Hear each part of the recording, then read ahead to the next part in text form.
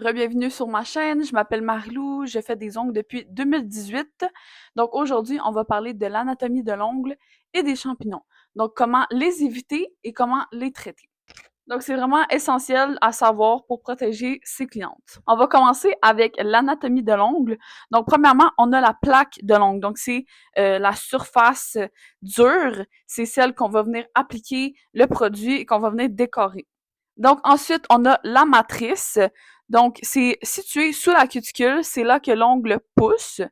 Si elle est endommagée, l'ongle peut pousser déformé. On a la cuticule, donc c'est la petite peau qui protège la matrice de l'infection. Ensuite, on a l'hyponychium, donc c'est la zone sur le bord libre qui protège le dessous de l'ongle. Donc ça, c'est une partie qui peut pousser lorsqu'on a des ongles longs. Ça va vraiment comme s'allonger pour venir agripper l'ongle puis le soutenir. Donc quand on a des ongles courts, c'est moins prononcé, on va dire. Donc c'est vraiment important quand une personne a les ongles longs de faire attention de ne pas couper en dessous parce que ça peut saigner. Les champignons ou onychomycoses sont des infections très courantes. Elles se développent surtout quand l'ongle est humide ou abîmé. Voici les signes à surveiller. Donc, un ongle épaissi, changement de couleur, donc ça peut être jaune, brun, blanc, verdâtre, ongle friable ou cassant, odeur parfois désagréable. Ça, c'est plus au niveau des pieds. Les champignons peuvent toucher n'importe quelle cliente, mais certaines personnes sont plus à risque. Celles qui ont les pieds souvent dans l'humidité, les diabétiques ou avec un système immunitaire faible. Comment prévenir les champignons? Donc, premièrement, on va toujours venir se laver les mains, nous et notre cliente. Désinfecter tout votre matériel après chaque cliente, la table, les pinces, pouce cuticule. Utilisez un désinfectant approprié.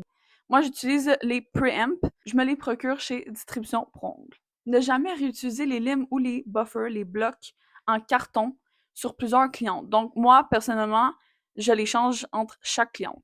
Portez des gants si vous traitez des ongles endommagés.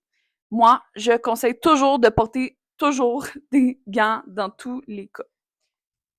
Un masque aussi. Ne pas garder une pose d'ongle plus de 3 à 4 semaines, même je dirais 4 semaines c'est généreux. Moi je dirais 3 semaines, je pense que c'est assez. Soit tu peux retirer la pose d'ongle ou tu peux tout simplement en refaire une autre. S'il y a des décollements, vous devez enlever la pose d'ongle ou recommencer l'ongle décollé. Donc si tu as un ongle qui est décollé, c'est vraiment important de l'enlever, de pas remettre de la colle, ça peut vraiment créer des champignons avec l'humidité. Comment réagir si une cliente a un champignon?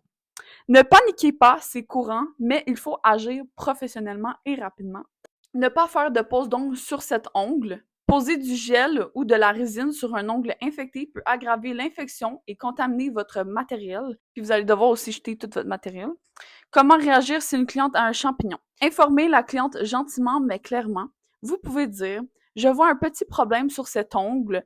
Je vous recommande de consulter un professionnel de la santé avant toute pause. » Ça peut être à la pharmacie, un médecin, peu importe.